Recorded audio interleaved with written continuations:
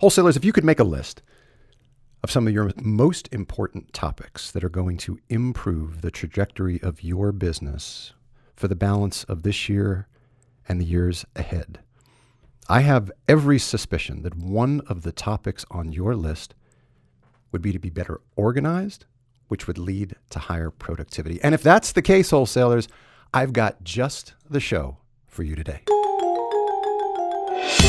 Welcome to the only podcast on the planet dedicated to exploring the art, science, and lifestyle of wholesalers and their leaders. This is the new Wholesaler Masterminds radio show. I'm your host, the founder of Wholesaler Masterminds, Rob Shore. Wholesalers, welcome back to the new Wholesaler Masterminds radio show. I have a return visitor for you, and the reason she's back for the third time is that I love her content so much, and I think she's pretty cool too. You see, she has been a productivity and organizational expert for over 25 years. She's a Hall of Fame speaker. She has spoken in front of innumerable Fortune 1000 companies. Her company is called the Productivity Pro. She's an author of 7 books, the latest of which is Doing the Right Things Right: How the Effective Executive Spends Time. She's been a spokesperson for Microsoft, Xerox, 3M, Daytimer, QVC, Office Depot.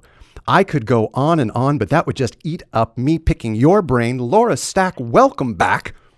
Thank you, Rob. Happy to be here. Thanks for having me back. Oh, it's awesome to have you back. Let's just jump right in, because the title of today's podcast is The 7 Daily Habits of Highly Profitable Wholesalers. The 7 Daily Habits of Highly Profitable Wholesalers.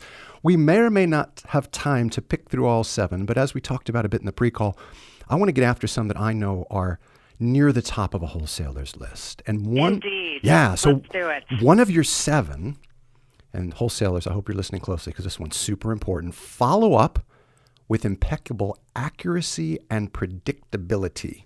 Tell us more about that, Laura. Well, many times people don't have a system that will automatically trigger a follow-up. I find that a lot of people keep their follow-up in their heads. Yeah. So it's just like going to the grocery store, and you're wandering up and down the aisle going, I know there's something I need.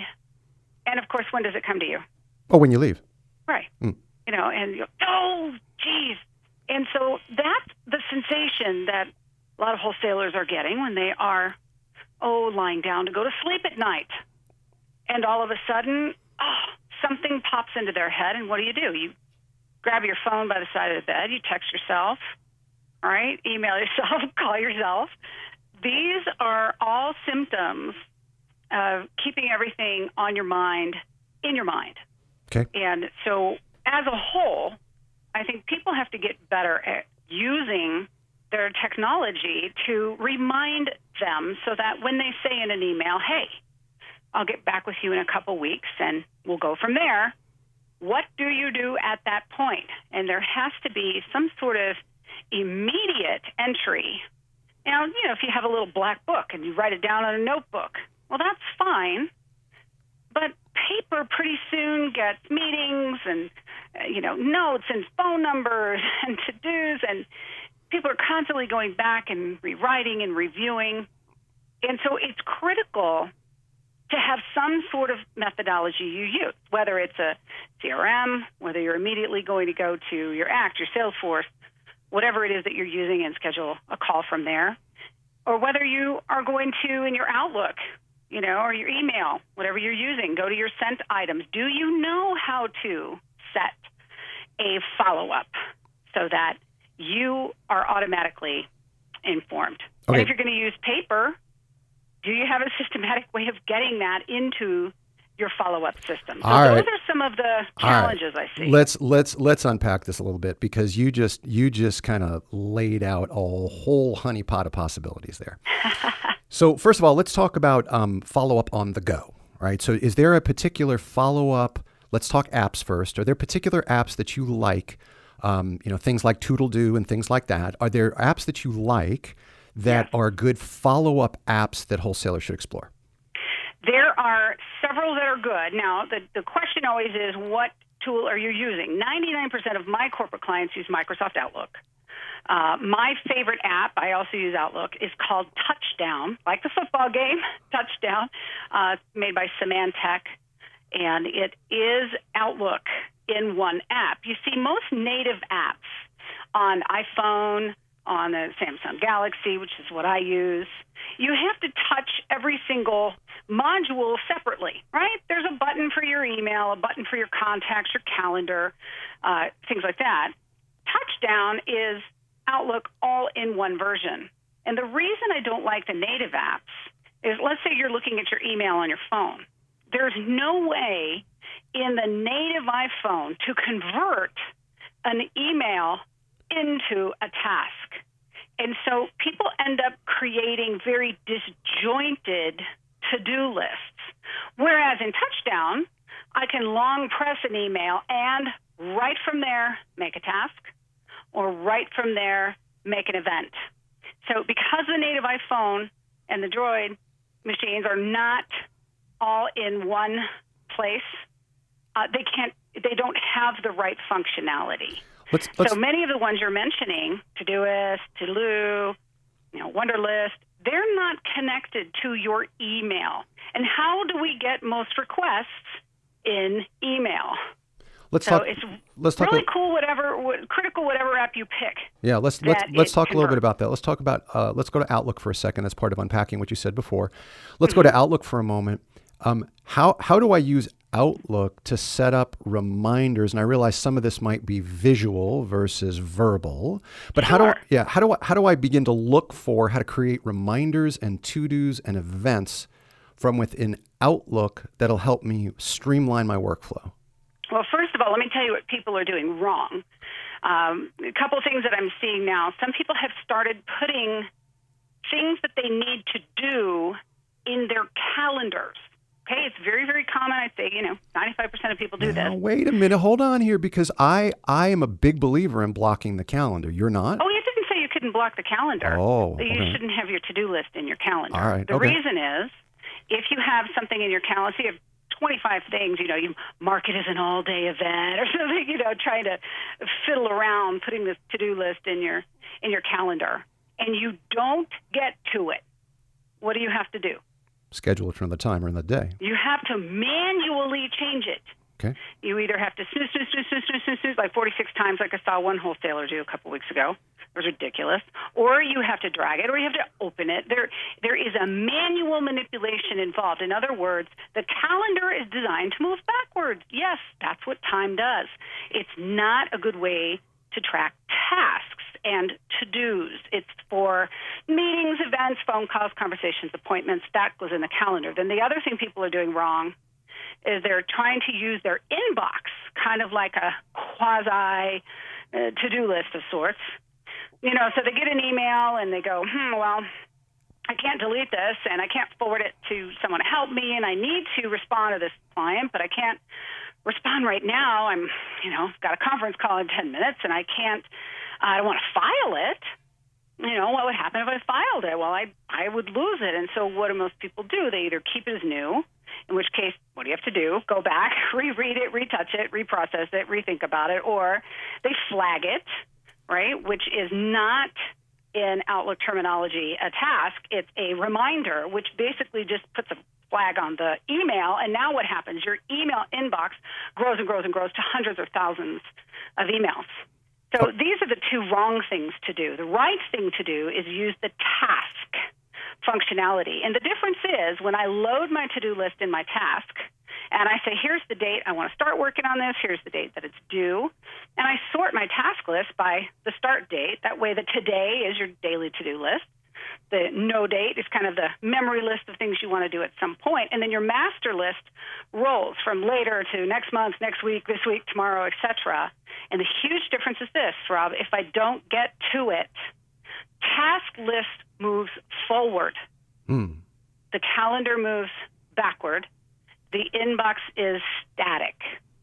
So if you draw a really hard line in your mind, and see, most wholesalers get this intuitively because they use CRM systems where if you schedule a call for a client and you don't get to it, you can, in your settings, you can say, automatically roll my calls forward to the next day, right? Yes. You don't want to lose those calls. You don't want those to be history, which is what happens when you put things to do on your calendar. Now, once you have a task list, and it's not in your inbox and it's not in your calendar, now you can manipulate it by doing things like dragging a task over to your calendar. Guess what that does? Puts a block on it. You can do things like follow up by going to your sent items, clicking on that email that you just sent to a client, drag that down to your task list. Boom, makes a copy for you, automatically puts it in your task list. You say, when should I have heard back from this person? That becomes the new start date. When it rolls up onto your task list, all of a sudden you go, oh, yeah, hey, I heard back from that person, and you mark it complete. Or you didn't, you go, oh, and you re-forward it back to the person. So I would say 99% of people do not know how to use the great to-do functionality that's built into Outlook. Well, wholesalers, I don't know if you're feeling it at all like I am at the moment. I'm now hiding under the desk in the studio because I'm one of those guilty parties that uses the inbox as my reminder, to-do list, mark it unread, flag it, etc. Okay, so I have a free ebook for you, Rob. It has screenshots and step-by-step instructions. Ooh, a free ebook. Go to my website, yes. productivitypro.com. Productivitypro.com. Laura. Laura, all right. Yep. Productivitypro.com/Laura.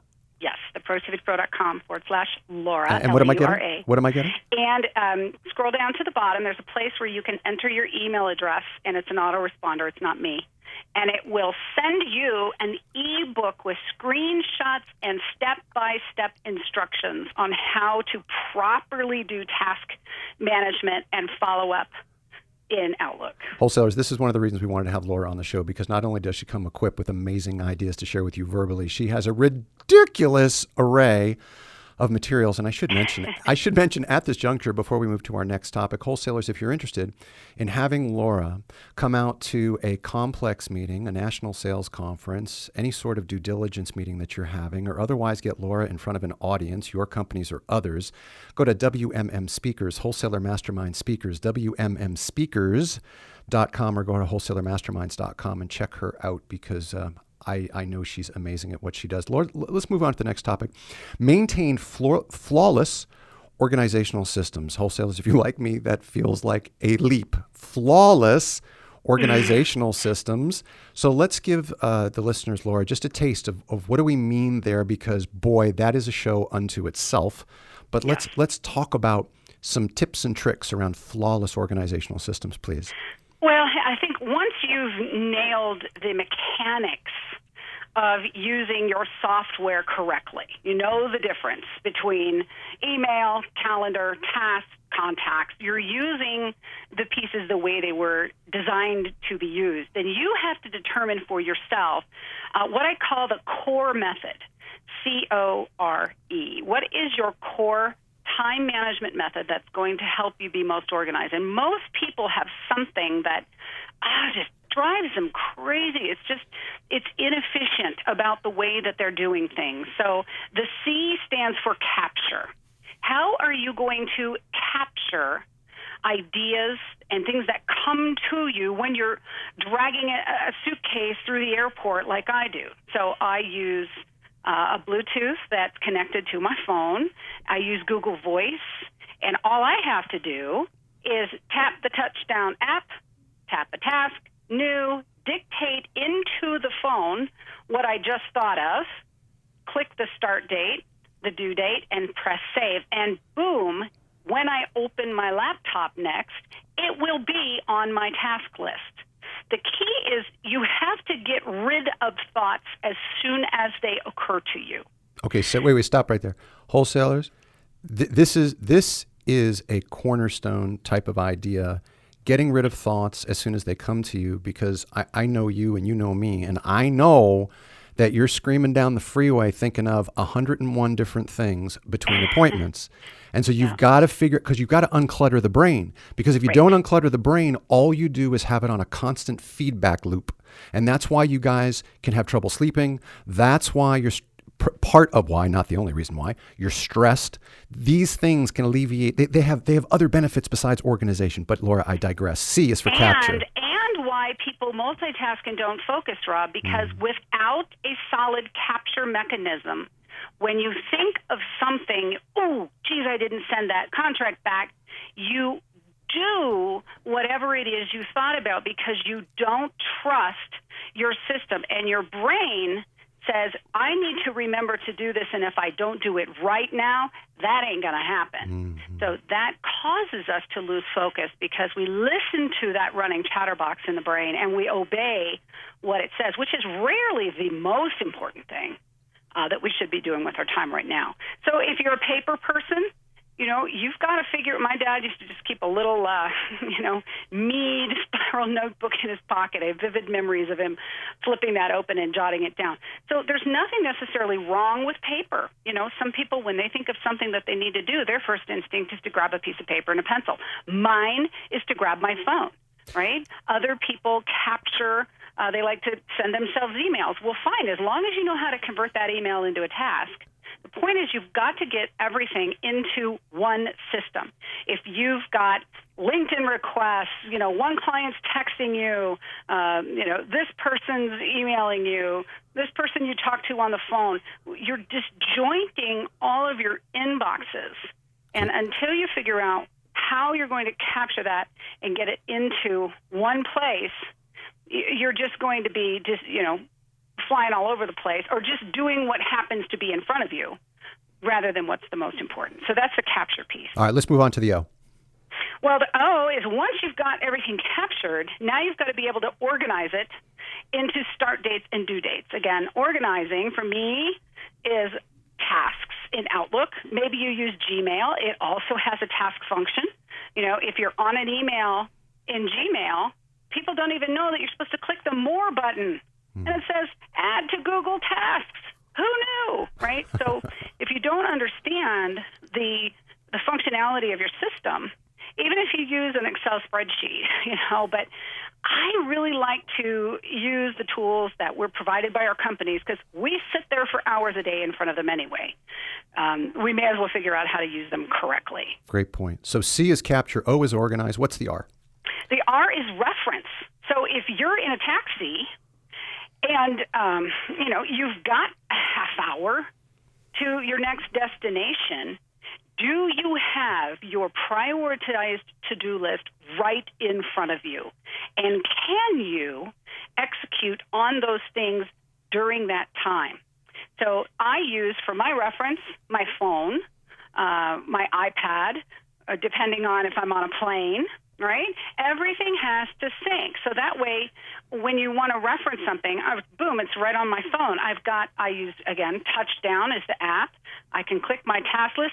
There it is in order. I can make this call, knock this out, and so I can make good use of it. So in other words, we're not walking around with our laptops open. You've got to be able to have seamless integration between your iPad, your desktop, your laptop, your phone, so that you always have the information where you want it when you need it. So we got capture, organize, reference, and the E is for? Execute. All right.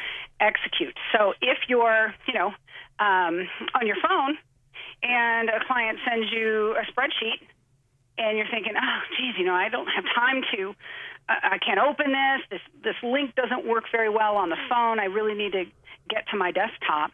What do you do with that? If you don't know how to put that into a task, now what do you have to do? When you open your laptop, now you got to go back and retouch it, reread it. I think some people touch the same stupid email 20 times, before they do anything with it, because they're seeing it in multiple places. So execute for most wholesalers is dependent upon where you're sitting.